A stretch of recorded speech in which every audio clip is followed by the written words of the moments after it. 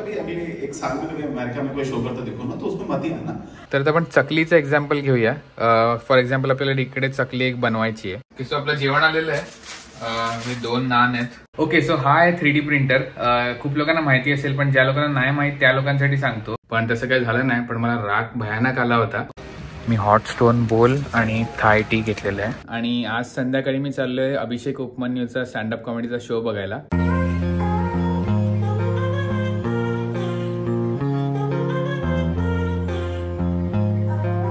नमस्कार मंडळी, माझं नाव आहे रोहन आणि तुमच्या सगळ्यांचं स्वागत आहे एका नवीन व्हिडिओमध्ये. आणि खरं तर हा व्हिडिओ मी रोड आयलंड वरूनच चालू करणार होतो, पण एक छोटासा प्रॉब्लेम झाला म्हणून माझा मूड चांगला नव्हता.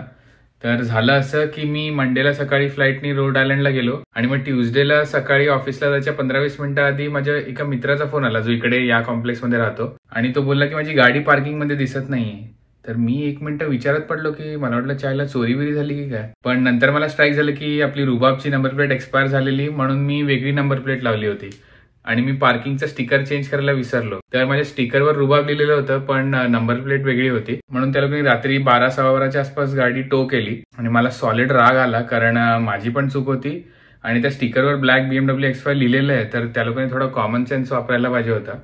तर मग मी त्या टोईंगवाल्यांना फोन केला, तर ते बोलले की ते लोक तर गाडी टो करून एका स्टोरेजमध्ये टाकतात आणि मग त्याच्यानंतर स्टोरेजमध्ये जाऊन गाडी सोडवण्यासाठी पैसे भरायचे. तर त्यांचा नंबर त्यांनी मला दिला. मी स्टोरेजला फोन केला आणि त्यांना विचारलं की आता मला पैसे भरायचे आणि बोललो की मी फ्रायडेपर्यंत येऊ शकत नाही, तर किती पैसे होतील. ते बोलले $329 पहिल्या दिवसाचे, पहिल्या 24 तासात गाडी घेतली तर, आणि त्याच्यानंतर पर डे काहीतरी पैसे लागतील. आणि मग आज फ्रायडेची सकाळची फ्लाईट घेऊन मी आलो गाडी घ्यायला आणि मला $500 भरावे लागले फक्त एवढ्याशा छोट्याशा सिली मिस्टेकमुळे. $500 खूप होतात, 40,000 रुपयाच्या आसपास होतात. म्हणून अख्खा वीक मला खूप राग येत होता आणि कामात पण लक्ष लागत नव्हतं, म्हणून मी व्हिडिओ स्टार्ट नाही केला. मी विचार केला की चांगल्या मूडमध्ये येऊनच व्हिडिओ स्टार्ट करीन. पण टो झाल्यापेक्षा मला चिंता या गोष्टीची होती की ही गाडी ऑल व्हील ड्राईव्ह आहे, तर नॉर्मल टो ट्रकनी ही टो करता येत नाही. ह्याच्यासाठी स्पेशल इक्विपमेंट लागते आणि फ्लॅट बेड ट्रक लागतो. कारण जर नॉर्मल टो ट्रकनी केली ना तर ट्रान्समिशन, गिअरबॉक्स, डिफरन्शियल, ट्रान्सफर केस सगळ्याची वाट लागते. तर मी त्यांना ईमेल करून विचारलं की तुम्ही गाडी टो कशी केली आहे. तर त्यांनी मला सांगितलं की हे इक्विपमेंट वापरलेलं, तर तसा काय प्रॉब्लेम नाहीये. आणि आज गाडी जाऊन मी घेतली तर काय प्रॉब्लेम नव्हता त्याच्यामध्ये. नाहीतर मग मी त्यांना क्लेम केलं असतं, सू वगैरे करावं लागलं असतं, तर ते खूप मोठी प्रोसेस आहे. पण तसं काही झालं नाही. पण मला राग भयानक आला होता. जरी इंडियात झालं असतं ना तर मी कुठला असता त्या माणसाला. पण इकडे आपण काय करू शकत नाही, कोणाला साध्या फोन करून शिव्या पण देऊ शकत नाही, म्हणून अजून फ्रस्ट्रेशन होत होतं.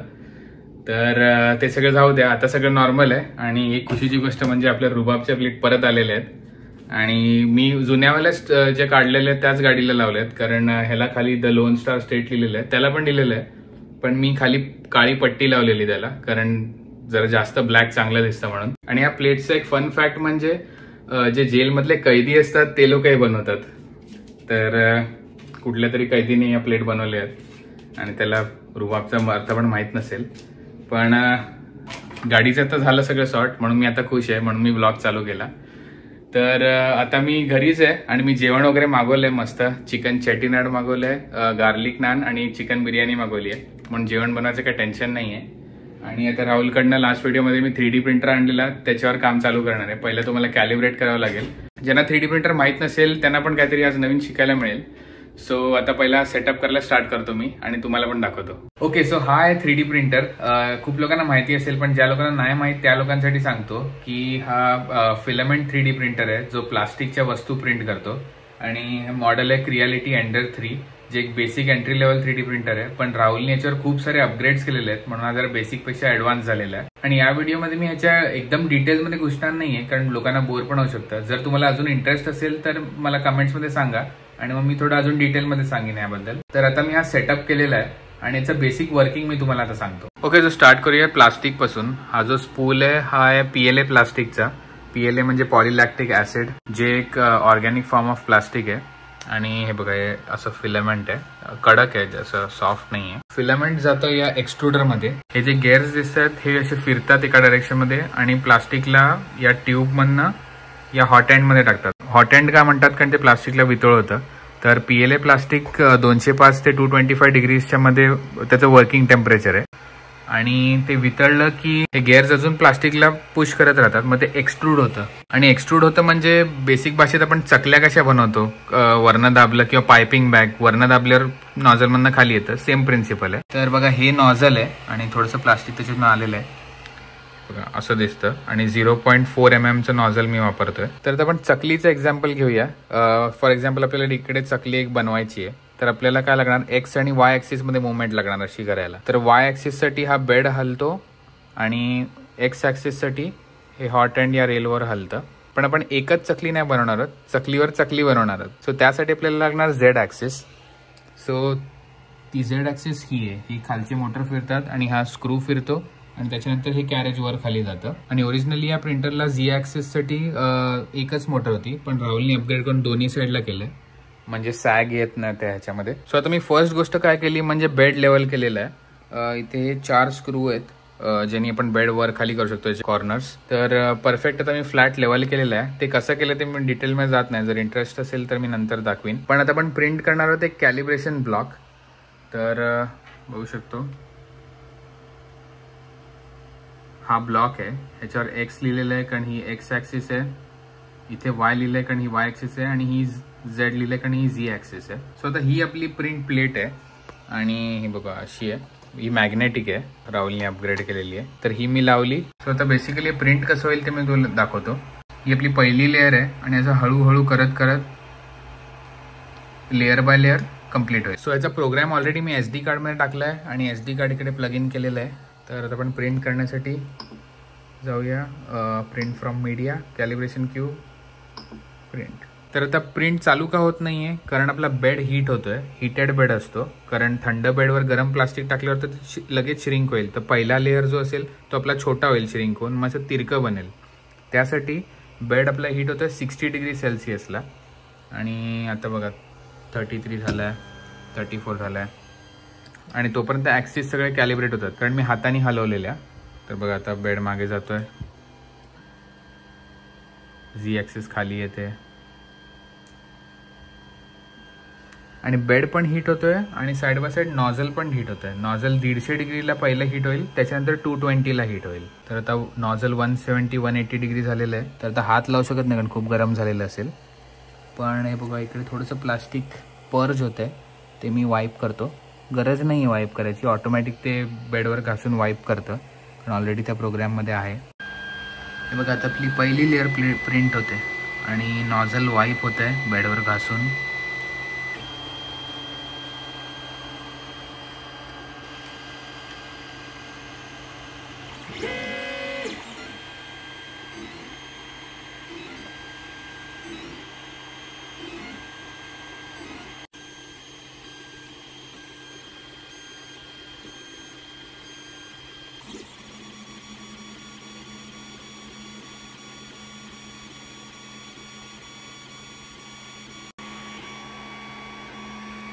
तर या प्रिंटला 40 मिनिटं लागणार आहे आणि लेअर बाय लेअर प्रिंट होईल. अजून पहिलीच लेअर झाली आहे, पहिली लेअर स्लो असते. आता 24% झाली आहे प्रिंट, अजून 26 मिनिट्स बाकी आहेत आणि बघू शकता त्या एक्सच्या खालच्या 2 दांड्या आल्यात. आता हे प्रिंट होईपर्यंत मी जेवण घेतो.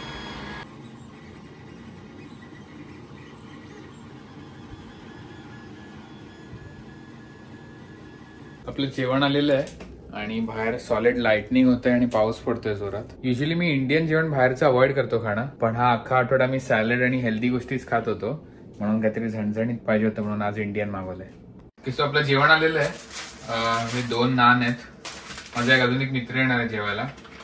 हा बिर्याणी बरोबरचा रायता आहे आणि ही चिकन बिर्याणी आहे आणि हे चिकन चेटीनाड आहे, पण ह्याचं जरा तेल लीक झालेलं आहे म्हणून पहिली प्लेट घेतो मग उघडतो. हे चिकन चेटीनाड आणि हा बटर नान आणि गार्लिक नानचा पण एक तुकडा आहे. सो आता खायला सुरुवात करतो. ओके, सो आता आपली प्रिंट कंप्लीट झाली आहे आणि बघूया कसं झालंय.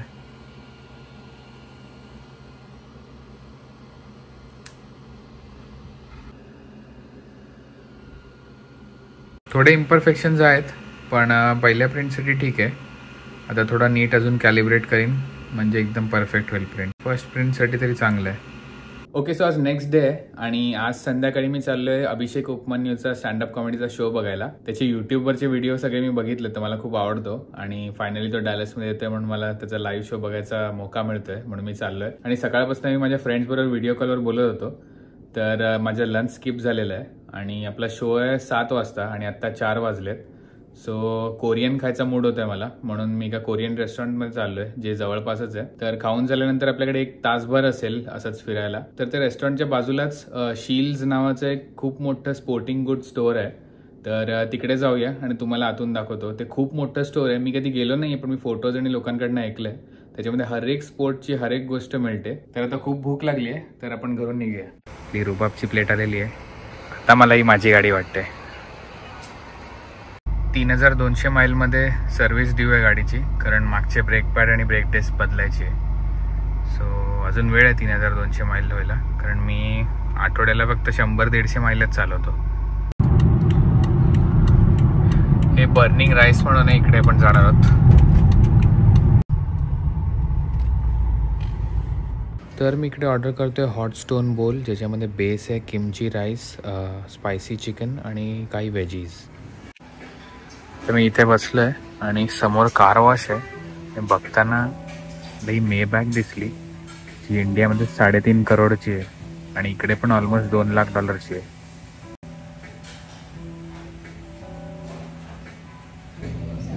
त्या जेवणाची वाट बघतोय, वासाने मला सॉलिड भूक लागली. मी हॉट स्टोन बोल आणि थाय टी घेतलेलं आहे. हॉट स्टोन म्हणजे हे दगडाचं आहे बोल आणि हा सॉलिड गरम केलेला आहे, त्याच्यात हे सगळं शिजवून टाकलं आहे.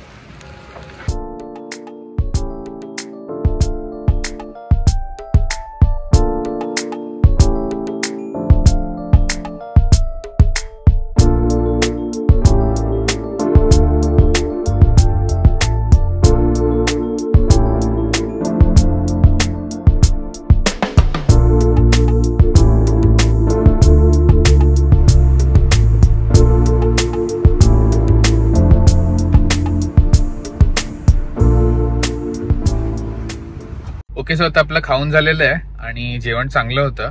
ऍक्च्युली मी तो हॉट स्टोन बोल घ्यायला नको होता, कारण तो एवढा गरम होता की त्याचा खालचा जो भात होता तो अख्खा नंतर मी खरवडून खाल्लाय, कारण फुल करपलेला आणि खतरनाक गरम होता, थंडच होत नव्हता. तर कोणी जर इकडे बर्निंग राईस मध्ये येणार असेल तर साधा बोल घ्या, हॉट स्टोन नका घेऊ. फक्त दिसायला छान वाटतो कारण वाफा वगैरे येतात, पण खायला खूप वेळ लागतो. आणि जेवण यायला पण खूप उशीर झाला, म्हणून आता ते शील्स नावाच्या दुकानात आपण जाणार होतो ते कॅन्सल करतोय, कारण शोला जायला उशीर होईल. आणि सकाळी त्यांचा ईमेल आला होता की 45 मिनिट्स शोच्या आधी यायचंय, कारण गर्दी थोडी ऍडजस्ट होऊन सगळ्यांना वेळेत आपल्या सीटवर पोहोचता आलं पाहिजे म्हणून. कारण लास्ट टाइम जेव्हा मी हास्य जत्रेच्या शोला गेलेलो तेव्हा एकाच वेळेला खूप लोक आलेले आणि मग ते चेक इन करायला खूप उशीर झाला सगळ्यांना आपली सीट आणि ते तिकीट मिळायला, आणि मग शो 1.5 तास लेट होता. म्हणून मग आता डायरेक्ट शोलाच जाऊया आपण. तर मी पोचलोय इकडे, हे कल्चरल सेंटर आहे डॅलसचं, तिकडे त्याचा शो आहे.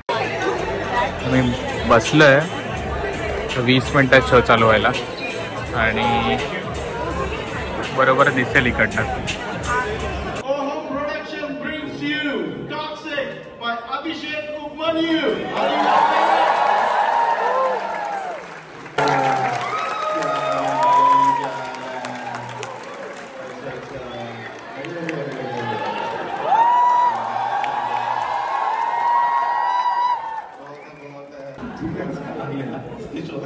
दूसरी चीज ये, अगर मैं तुम्हें कभी अगले 1 साल में कभी अमेरिका में कोई शो करता दिखूं ना तो उसमें मत ही आना.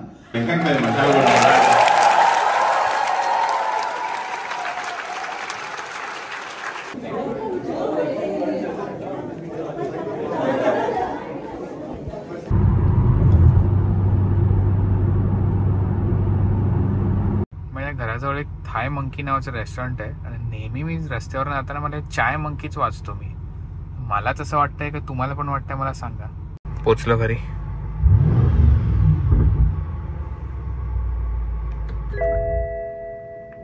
ओके, सो मी घरी आलो, जेवलो आणि थोडा व्हिडिओ एडिट केला. पण शो खतरनाक होता आणि काही रेकॉर्ड करायला दिले नाही कारण एकदम स्ट्रिक्ट होते. कारण ते लोक त्या लेन्स मध्ये फिरत होते. कोणी फोन बाहेर काढला की लगेच त्यांना खाली ठेवायला सांगायचे. कारण काही जोक्स पॉलिटिकली इनकरेक्ट असतात जे कधी युट्यूब वगैरेवर येत नाहीत आणि ते फक्त लाईव्ह ऑडियन्स साठीच असतात. म्हणून त्या कॉमेडियनला रिस्क असते, म्हणून ते लोक अलाव करत नाही रेकॉर्ड करायला. आणि प्लस त्यांचे जोक्स जे असतात ती त्यांची इंटेलेक्च्युअल प्रॉपर्टी असते. मी ते शूट करून युट्यूबवर टाकणे इनअप्रोप्रिएट आहे आणि ती एक प्रकारची चोरी आहे. तर आय होप तुम्ही अंडरस्टँड करू शकता म्हणून मी टाकलं नाही काय. पण शो जबरदस्त होता. हसून हसून माझे गाल दुखले. आणि जर कोणाला मौका मिळाला लाईव्ह बघायचा तर मी रेकमेंड करेन प्लीज जाऊन लाईव्ह बघा. आणि आता माझा अख्खा व्हिडिओ एडिट करून झालाय. लास्टची क्लिप ही शूट करतोय आणि हा व्हिडिओ पण तुमच्या संडे संध्याकाळी येईल. कारण आता 12:30 वाजलेले आहेत. अपलोड व्हायला 2-2.5 तास लागतील. सो 3 वाजतील. तर मी सकाळी उठूनच थंबनेल वगैरे बनवीन आणि अपलोड करेन. तर असा होता आजचा व्हिडिओ. आय होप तुम्हाला आवडला असेल. जर आवडला असेल तर प्लीज लाईक शेअर सबस्क्राईब आणि कमेंट करायला विसरू नका.